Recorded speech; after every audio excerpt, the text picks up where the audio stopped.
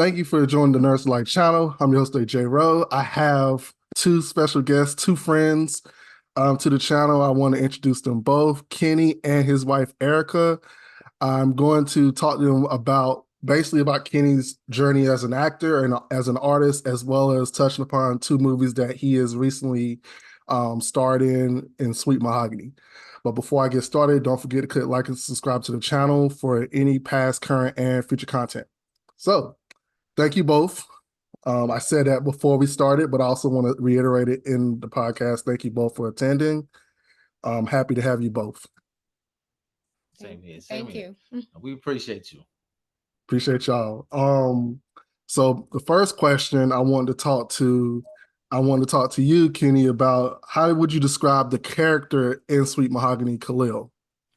I think Khalil is a little complex. You don't really know what he's capable of, because so far all you see is Khalil going, just doing everything that his wife wants him to do. You understand? So he haven't really established himself yet as, maybe being the dominant figure in the household. His wife is more the controller right now. And I think eventually you'll see Khalil breaking off and, becoming a man of his own and showing his dominance. And before you elaborate further, we are talking about Sweet Mahogany. It's two movies that have recently came out for this trilogy. Well, hopefully it's going to be a trilogy because I'm looking forward to seeing the third movie. But to elaborate further, your character, so basically Mahogany is a woman who enters you guys' lives, who basically y'all form a three-way couple in the sense. Well, no, I don't want to say couple. It's a three-way relationship, and that was marriage.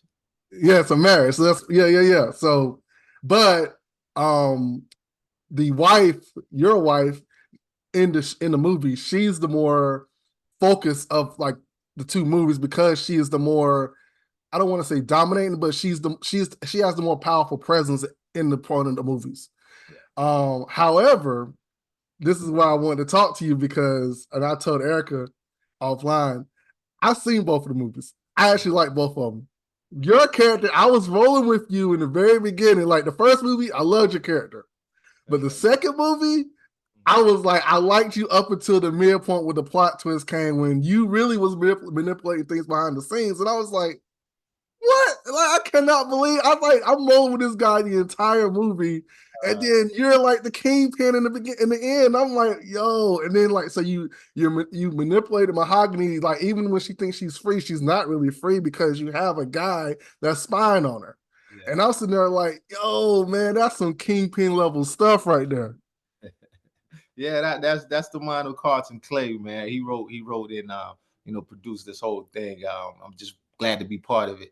But yeah, like I said, Khalil is trying to find himself amongst everything else that's going on. So much treachery, and but at the same time, he's trying to keep his family together, and he just want to do anything to make his wife happy. Yeah. Now, off Mahogany, right quick. When you as an actor and as an artist, how do you take scripts? Like when you get a script in front of you, like what is like, and this is kind of a two-way question for you and Erica. When you get a script, like do you read it and do you like immediately get drawn to the character, or is it like taking chances?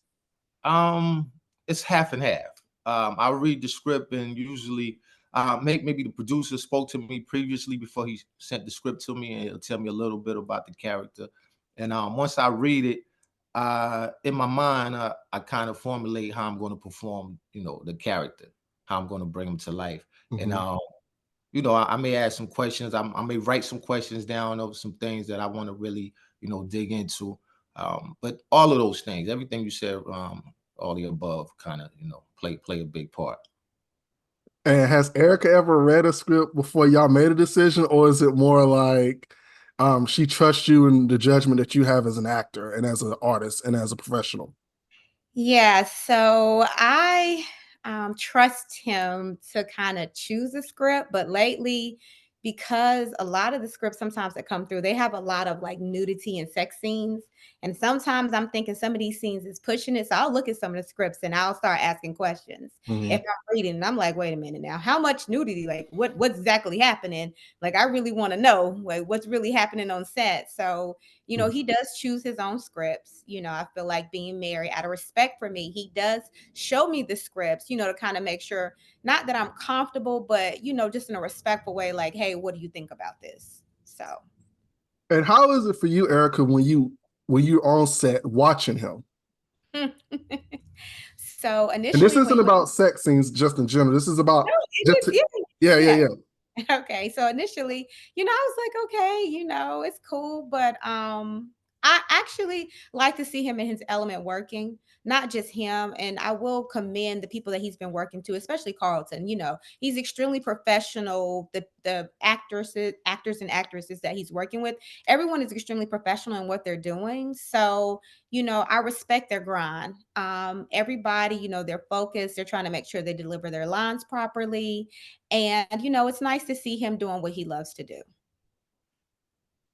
So another question for both of you guys. What would you say is your favorite movie genre?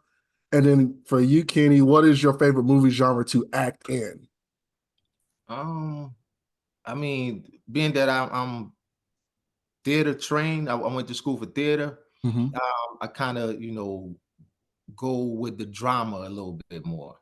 Like I like the story develop. I love storylines. Like a Mhm. storyline is real heavy that come with plots and unexpectedness because a lot of things are so predictable these days. So I just like something that dig in and you're not expecting the twists and turns and stuff like that. So that's what I'm more into that.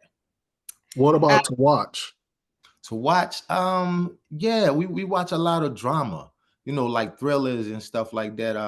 Again, and it's to me, it's all about the story most of the time with me, because you could watch a lot of things and it has no substance, but it's all about the story. If I could remember the story and it's memorable in my mind, because there's so many movies out there, Yeah. but so it got to be one that stands out. Like the plot is, like when I think about it, like, wow, that was crazy.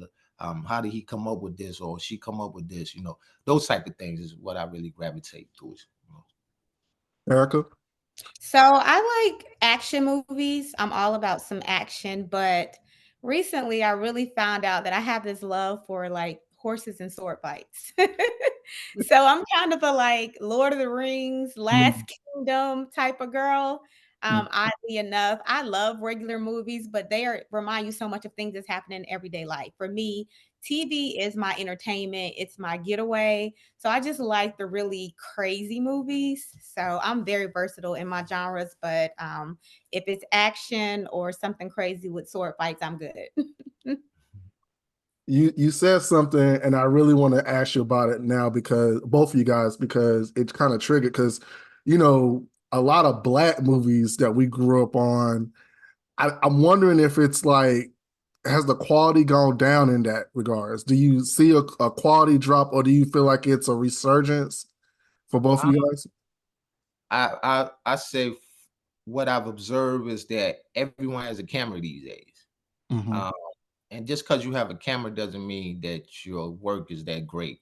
I applaud the people for doing it. I want to do it myself, but I just don't want to just jump out the window and do it just to do it. You know what I'm saying? Like I want to have something of substance. I want someone to look at it like, oh, these actors are good, or the ingredient itself, the film itself is great. The filming is great. You know what I'm saying? Like I Yeah. want to be talked about like one of the greats. I don't just want to put out a product just to put out a product.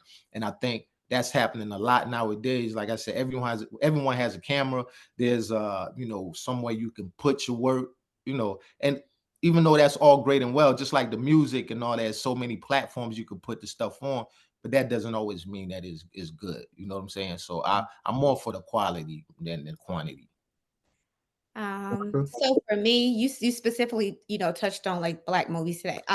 One of the things that I feel like it's a lot of regurgitation of the same storylines. Like, I don't want every movie to be some type of gangster drug dealer. I don't have a problem with those movies, but I Mhm. believe as a people, we are more complex and we have so much more to Yeah. offer. There are so many things that we can shoot about. I mean, as far as shoot the movies, and talk about so many other storylines. And I just want us to start stepping outside of just the world of gangs, drugs, and things of that nature, and start to really let those creative juices flow, and just come up with some different type of movies to put back into our community. Yeah, and I definitely agree with that. We talk about that a lot. Like she said, yeah, it's a lot of repeating the same script. I had an interview with Carlton, the guy that made Sweet Mahogany, just this week, and I was telling him the same thing. You know, just like people go and just recreate the same thing. Like there's nothing else happening in our neighborhoods or in our lives or as people. You know what I'm saying? So I think it's time to just to explore different ways, you know, different ways of telling our stories, because we have so many of them, but they're being ignored. And now you have people classifying us as such. Like, you know, I've been in one of those groups where someone put my name in, but when you go in there and they're being so racist in there, everything is their stereotype to what they have seen about black people in movies. You know what I'm saying? It's nothing real in there. It's not explaining me as a black man. It's not explaining you as a black man. It's what they've seen on these movies, and they oh yeah, your father was a drug dealer, but no, we all didn't come up like that. And even if we did, we have other parts. You know, we have other layers. So that's all I'm saying. Why do you think it do you think it's like a cash grab in a sense? Like, do you think it's just easy to make movies like that because it's easy to like regurgitate the same kind of genre, the same kind of uh what do you call it? Sorry, I'm blanking. Like the same kind of like descriptive movies like of gangs and shooting and drugs and music stuff. Like, do you think that's like, is it easy? Is that why they're doing that? It's just like you said, just what you were just about to say with the music. It's what sells. When we listen to music today, a lot of the new artists coming up, you kind of hearing the same thing, the same flow, the same content. So with the movies, it's what people are interested in. And you also have to think about the audience that they're trying to appeal to. So I feel like now, the younger generation, they're trying to appeal to that audience. That's what they're into because it translates from the music. So they just want to do, what people are going to be interested in and what sells and what they think that our community specifically is interested in. So, yeah. Yeah. And to piggyback off of that, she definitely. I mean, I feel exactly the same. They're just looking for what they think is selling. Right. You know what I'm saying? What's popular at the moment. Like everyone do trends. You know, I always, even when I'm talking to my wife, even about getting dressed, you know what I'm saying? I try to find something that's not so trendy.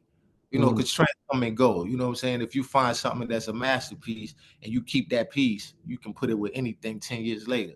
You feel me? So I think a lot of people think about that when they're making music or when they're making a movie. They just want to go viral, and that's the new drug, the new currency. Everyone wants to go viral instead of being an individual. But I always, I always find myself being more of an individual. Like I want to create my own plate, like just build my own. It's funny you said that. I really resonated with that because it made me think of like how life is like a cycle. Like it goes in a circle. It goes in like I think if you remember correctly, like in the 90s, excuse me, in the 80s, we were wearing similar clothing what some of us are wearing now. Right. And it's like, you remember in the 2000s, we were wearing like baggy pants. I'm not saying y'all, I'm just saying in general. Yeah. It was like baggy pants and like I remember going to the gallery the other day and I saw a painting of a black guy wearing like those tall tees that we used to wear back in the day, like the ones that go right below your knees. And I was like, dang, like I can't remember. I mean, I can't believe I wore something like that back in the day because it looked like a dress. Right. That's what we be caught up in the moment and just trying to you know what I'm saying? It's like as black people, sometimes I think we do so much to try to fit in with the so-called, majority, or even the people that we think have the rulership. You know what I'm saying? We just try to fit in. Like it's a lot of us don't know how to find just ourselves and just be ourselves because we feel like people are not going to accept us. We're not going to sell. We're not going to do so and so. We're not going to be popular. But sometimes being popular is like you don't want to do that. That brings a lot of unnecessary eyes on you also. So it's just best to just be yourself. Mm-hmm. So with being yourself, I Yeah. like this segue. When you act, do you like to bring a little of yourself into every role? Oh, most definitely. When you play a role, you definitely bring in some of yourself in there. You know what I'm saying? Because you're still stepping out, but at the same note, you're going to have to deliver that. You're going to have to feel comfortable in that space. You get what I'm saying? So Yeah. bringing yourself in there will actually help the role a lot more. Yeah, if that makes sense. No, it does. It does. Um, my last question for you and Erica. Erica, so you saw Sweet Mahogany. How was it looking at him as that character, that complex character, Khalil? You know what?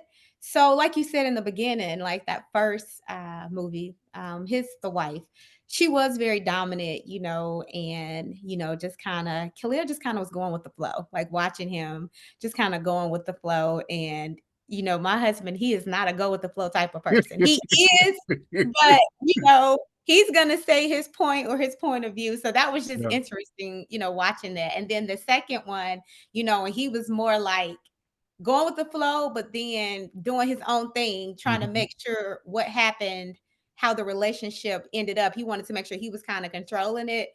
I was like, okay, that's that rough, that's the guy I know. That's the take charge kind of man I know. So watching the transition, how you was asking him about being himself, Mhm. I saw that in him, like going from this character that's like, no, that's not you, to more of who he is, but in a positive way, who he is. But no, I like that, and I definitely like to see characters like that because I like him to play the different type of roles because I don't want him to be typecast as to like one type of role that he's Yeah. only good at playing. So I like those complexities and how he can shut it on, shut it off.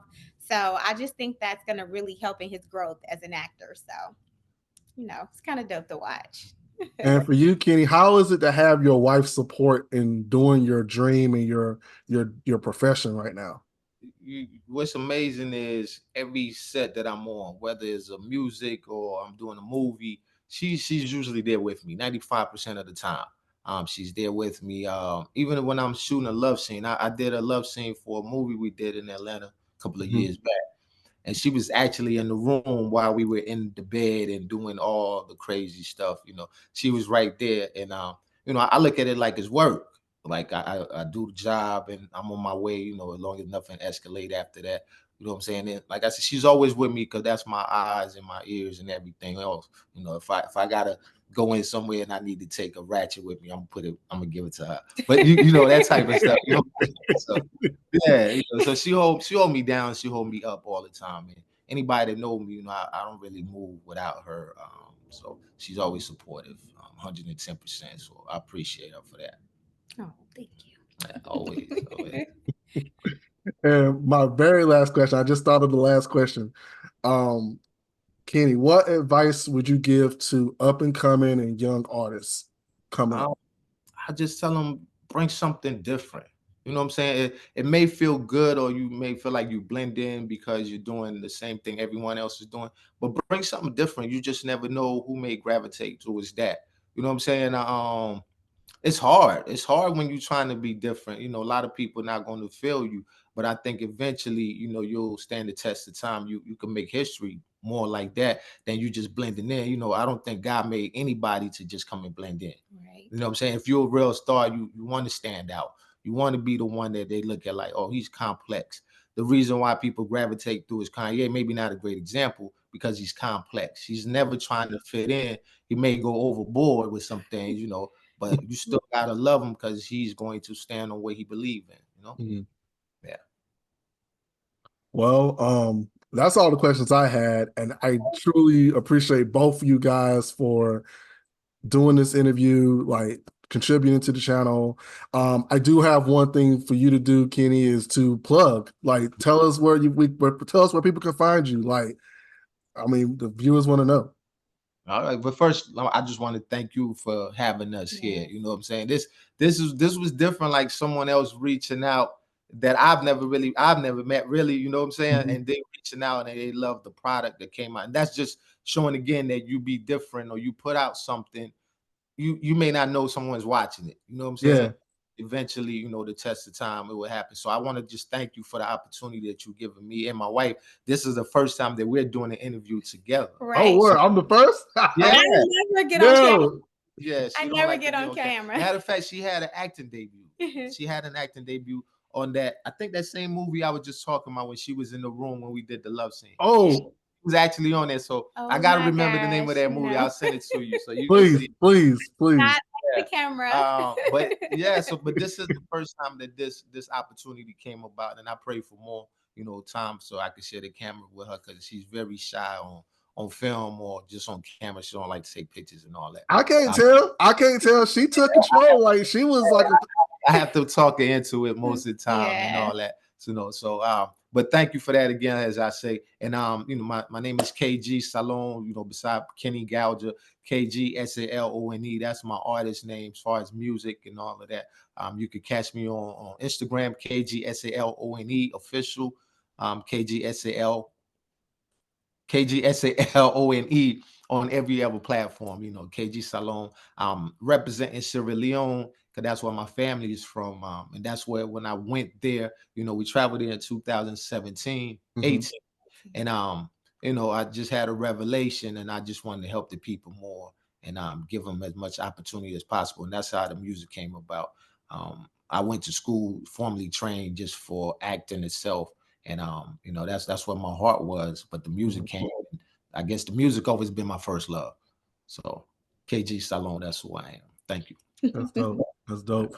I do want to bring y'all back for like the talk, because I mean, my channel, I talk about anything from movies, music, TV shows, anime, stuff like that. I do want to bring y'all back because I talk to Erica all the time about like episodes of Power and EMF and stuff. So like, You said Power, right? yeah. Who does she look like in Power? Oh, Tasha. Right. Yeah, I be telling her, I was like, oh, you need to go post up on one of these clubs and do a walkthrough. Wait, we were out last night. And Yeah. I was like, did you know your wife looks like Tasha? You see how I just said it immediately? It wasn't a thought. Like it was like, I'm telling her you need to talk to Tasha. Hey, Y'all 50, need to get at me. You know, if you need a Tasha. Yeah. You know what I'm saying? you know, she's gonna be on the new season of Ghost. So hey, you know, Hey, she need a stunt double. it is. Tell her. But definitely love to bring you guys back to talk more about just even about your own projects coming up.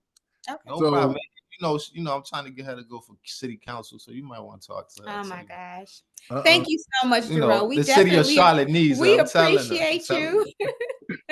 Well, thank you guys for tuning in. Don't forget to click like and subscribe to the channel for any past, current, and future content. Please send me the information that I can put into the description box for Kenny's plug. So definitely don't want to miss out on that. We're out, guys. Thank you. Thank you. Have a good one.